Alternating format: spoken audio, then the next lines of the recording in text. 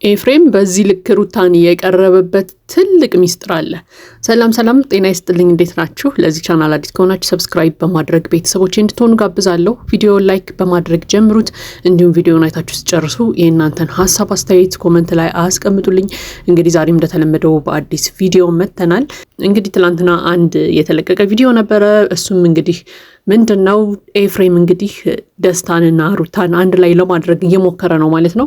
እንግዲህ እስከዛሬ እንደምናውቀው ያው ደስታ ብዙ ነገሮችን ሲያደርግ ነበር። ሩታን የግሉ ለማድረግ ቤትም ገዝቶ ሲሰጣት አይተናል። መኪናም ሰርፕራይዝ ሲያደርጋት አይተናል እና ብዙ ነገሮችን አድርጓል። ረጅም ጊዜም እንግዲህ ሩታ ያው ታገሰኝ፣ ጊዜ ስጠኝ፣ ትንሽ ጠብቀኝ እያለችው እንግዲህ እዚህ ደረጃ ደርሰዋል ማለት ነው። እስከዛሬ ድረስ እንግዲህ ሩታ ለደስታ ያላትን ነገር አናውቅም ማለት ካየነው አንጻር ሩታ ለደስታ ስሜት ያላት አይመስለንም ሁላችንም ማለት ነው። እና ማንኛውም ግን አንዳንድ ጊዜ ደግሞ ከሩታና ከደስታ ንግግር ተነስተን ደግሞ ሩታ የተወሰነ ስሜት ወይ ፍላጎት ደግሞ ለደስታ እንዳላት ታሳየናለች ማለት ነው። ለማንኛውም ግን እስከዛሬ እንግዲህ የመጨረሻ ውሳኔዋን ወይ ደግሞ የውስጧን የልቧን ስትናገር አልሰማናትም በደስታ በኩል ማለት ነው። ለማንኛውም ግን ደስታ ብዙ ነገሮችን እያደረገ ቆይቷል። ከዛ አሁን ደግሞ እንግዲህ ኤፍሬም መጥቷል። ኤፍሬም ደግሞ ከደስታ ጋር አንድ ላይ ሊያደርጋቸው እየሞከረ ነው፣ ደስታንና ሩታን ማለት ነው።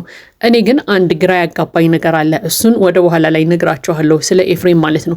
ለማንኛውም ግን ደስታ እንግዲህ ያው ብዙ ጊዜ እንዳልነው ብዙ መስዋዕትነት ከፍያለሁ፣ ብዙ ጊዜን እያቃጠልኩ ነው ላንቺ ምናምን የሚሉ ቃላትን ብዙ ጊዜ ሲጠቀም እንሰማዋለን ለሩታ ማለት ነው። እውነት ለመናገር ሩታ እስከዛሬ ድረስ ከመጣችበት ወይ ደግሞ ካሳለፈችው ችግር ከመጣችበት በጣም ከፍተኛ የሆነ ውጣ ውረድ ያለበት ህይወት አንጻር ጊዜ ስጠኝ ማለቷ ትክክል ነው። ምክንያቱም ዘው ብላ የምትገባበት ጉዳይ ስላልሆነ ማለት ነው። እንኳን አይደለም ሩታ ይቅርና እኮ አብርሃም እወዳታለሁ አፈቅራታለሁ የሚላትን ሄርሜላ ራሱ ገና ነኝ ጊዜ ስጭኝ ምናምን እያለ እንሰማዋለን ብዙ ጊዜ ማለት ነው። ሄርሜላ ጋር ሽማግሌ ለመላክ ራሱ ገና ነኝ ጊዜ ያስፈልገኛል አሁን ዝግጁ አይደለሁም ሲል ሰምተነዋል። እጅግ በጣም እወዳታለሁ ለሚላት ሄርሜላ እንኳን ማለት ነው። ሩታ ደግሞ ለደስታ ያን ያክል ስሜት የላትም።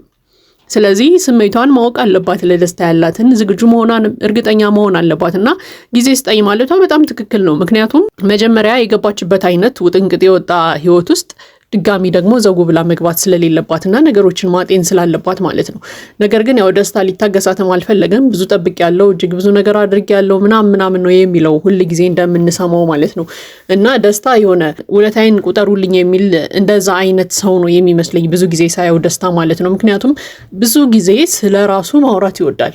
ነገ አንዳንድ ጊዜ እኮ ስለኛ ሌላ ሰው ነው ሊያወራልን የሚገባው አይደል? ደስታ ግን ሁል ጊዜ ስለ ራሱ በደንብ ነው የሚያወራው። በቃ እኔ እንደዚህ አድርጌልሻለሁ፣ ጊዜን ሰጥቼሻለሁ፣ ብዙ ነገሮችን እያቃጠልኩ ነው፣ ብዙ ጠብቄሻለሁ ምናምን እያለ ነበርና አንደኛ የሚወዳት ከሆነ ጊዜ ስጠኝ ካለችው የሷን ሀሳብ መቀበል አለበት ብዬ አስባለሁ። ምክንያቱም በቃ ጊዜ ስጠኝ ካለችው ጊዜ ስጠኝ ነው። በቃ ትንሽ ጊዜ መታገስ አለበት ራሷ መልሷን እስከምታሳውቀው ወይ አብረን እንቀጥላለን ወይ ደግሞ አብረን አንቀጥልም የሚለውን ነገር እስከምታሳውቀው ድረስ መጠበቅ አለበት ብዬ አምናለሁ።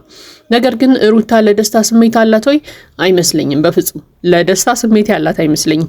ስቲል ናው አብርሃም ከውስጧ የወጣላት አይመስለኝም። አብርሃምም ሩታ ከውስጧ አልወጣችለትም። በቃ ሁለቱም ጋር ስሜት ያለ ይመስለኛል እና ሩታ ለውሳኔ የተቸገረችው ለዛ ይመስለኛል እንጂ ከአሁን በፊት ታስታውሱ ከሆነ እኮ ደስታ ጋር በጣም አሪፍ እየሄዱ ነበር።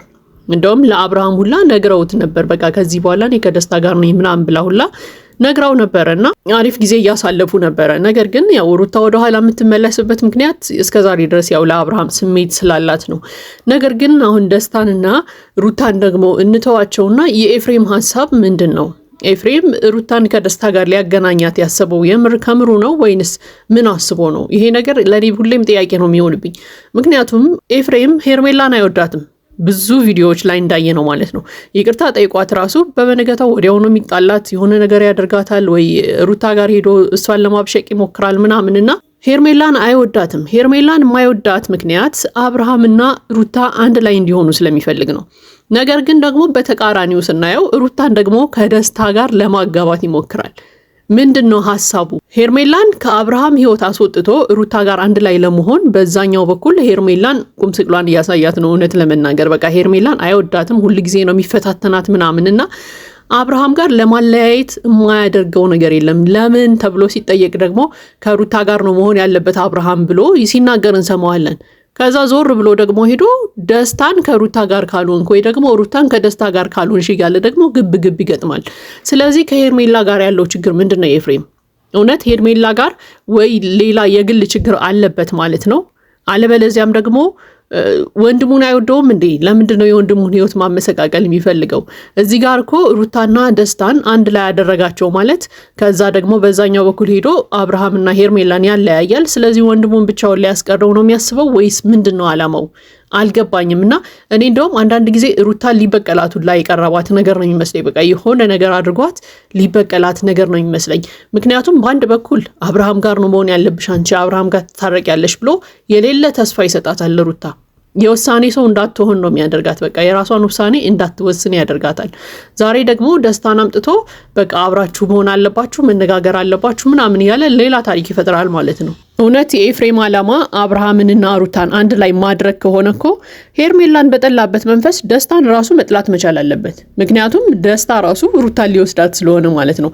ሄርሜላ ወንድሜ ልትወስድ ነው ብሎ አይደለም ይጠላት። ስለዚህ ሄርሜላን በጠላበት መንፈስ ደስታን ራሱ መጥላት አለበት። በቃ ሁለቱን አንድ ላይ ማድረግ ከሆነ ዓላማው ማለት ነው። ነገር ግን ዛሬ ሄዶ አብርሃምና ሄርሜላን ይጣላል፣ ሄርሜላን ይጠላታል፣ የሆነ ነገር ያደርጋታል ምናምን። ለምን ሩታ ጋር ነው መሆን ያለበት አብርሃም ይላል። ከዛ ደግሞ ሩታ ጋር ይሄድና ደስታን አግቢው፣ ደስታ ጋር ሁኚ ይላታል። ምን አይነት አስተሳሰብ ነው ያለው ኤፍሬም? እንደውም ሩታ ከህይወቷ ማስወጣት ያለባት ሰው ቢኖር ኤፍሬም ነው። ምክንያቱም በቃ ወንድሙ ነው እኮ አብርሃምን የፈለገ ቢሆን ሊሆን ከፍተኛ ጉዳት ሊጎዳው አይችልም። በቃ ምንም ሊያደርገው አይችልም። ልትጎዳ የምትችለው ሩታ ናት። ግን ሩታ አልገባትም። በምን መንገድ እንደምትረዳው አላውቅም። ሩታ ከወንድሙ አስበልጦ እሷን ሊወዳትም ሊንከባከባትም አይችልም። በቃ ብዙ ጊዜ እኮ አይተናል አይደል እንዴ? ስለዚህ ከነዳኒ ከነሜሪ ምናምን በላይ እንደውም ቆዳውን አለስልሶ ገብቶ እየጎዳት ያለ ሰው ቢኖር ኤፍሬም ነው። በቃ ወንድሙ ነው። የአብርሃም ወንድም መሆኑን ራሱ ረስታለች መሰለኝ ሩታ። ስለዚህ እባክሽ ሩታ ንቂ። ምናልባት ዛሬ ኤፍሬም ደስታን ራሱ ቤትሽ ይዞት የመጣው መቼም በቃ ፍቅሩን እንደማትቀበዩ አውቆ በቃ ቁርጥ ብሎ ሊያለያያችሁ አስቦም ሊሆን ይችላል ከደስታ ጋር።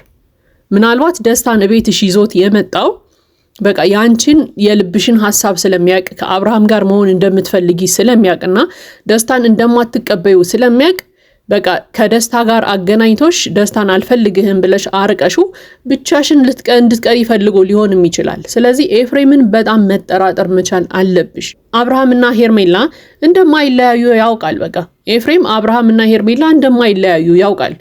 ስለዚህ አንቺ ደግሞ ከደስታ ጋር መሆን እንደማትፈልጊ የውስጥሽን የልብሽን ስለሚያውቅ በቃ ከደስታ ጋር ቁርጥ አድርጋ ነግራው መለያየት አለባት ከደስታ ጋርም ብሎ አስቦ ሊሆን ይችላል ደስታን ቤትሽ ድረስ ይዞት የመጣው። ምክንያቱም መጨረሻ ላይ እንደውም አይታችሁ ከሆነ እኮ ራሱ ነው ኤፍሬም ነው ደስታን ከቤት ያስወጣው አይደል? በቃ ከዚህ በኋላ እሷ ላይ እንዳትጮባት ምናምን ብሎ ያስወጣው ማለት ነው። ስለዚህ እያሰበልሽ መስሎሽ አንቺን ራስሽን እየጎዳሽ ነው ያለው። ከደስታም ከአብርሃምም እንዳትሆኝ እያደረገች ነው። በቃ አብርሃምና ሄርሜላ እንደማይለያዩ ኤፍሬም በደንብ ያውቃል። ከዛ ደግሞ አንቺ ከደስታ ጋርም እንዳትሆኚ እያደረገች ነው ማለት ነው። ደስታ እኮ እስከዛሬ ድረስ ጊዜ ሰጥቶሻል አይደለ? በቃ መቶም ሲረብሽሽ ምናምን አላየንም። ግን ሆን ብሎ ዛሬ ይዞት መጣ። በቃ ይዞት መጣ አንቺን መልስ ፍለጋ ማለት ነው። ስለዚህ ትንሽ መንቃት መቻል አለብሽ ብዬ አስባለሁ። እስከዛሬ ድረስ ደስታ ጊዜ ሰጥቶሻል በቃ። ስለዚህ መቶም ረብሾሽም አያውቅም ምንም አያውቅም። ነገር ግን አሁን ላይ እንግዲህ ከኤፍሬም ጋር ተነጋግረው አውርተው ምናምን ይዞት መጣ። በቃ ያንቺን መልስ ፍለጋ ማለት ነው። አንቺ መልስ እንደማትሰጪው ወይ ደግሞ እቀበልሃለሁ አልቀበልህም እንደማትይውም ያውቃል። ስለዚህ ሆን ብሎ አንቺንም ከደስታ ጋር ሊያቆራርጥሽ እየሞከረ ሊሆን ይችላል። ስለዚህ ከነዳኒ ከነሜሪም ከነማንም በላይ እንደውም መጠራጠር ያለብሽ ኤፍሬምን ነው። ምክንያቱም ዛሬ አንቺ ጋር ነው፣ ነገ እኮ አብርሃም ጋር ነው የሚሄደው። በቃ ሁሉ ጊዜ እንደምናየው ነው። ዛሬ አንቺ ጋር የሆነ ነገር ያደርግና ነገ አብርሃምን ሂዶ ወይ ይቅርታ ይጠይቀዋል ወይ የሆነ ነገር ያደርጋልና ሁሉ ጊዜ የምናየው ነገር ስለሆነ ከህይወትሽ ማውጣትም መጣላትም ቢኖርብሽ መጣላት ያለብሽ ሰው ኤፍሬምን ነው ብዬ ነው የማምነው። ምክንያቱም ሳታስቢው እየጎዳሽ ነው። በቃ እኔ እንደውም አብርሃም ልኮት ሁላ ነው የሚመስለኝ።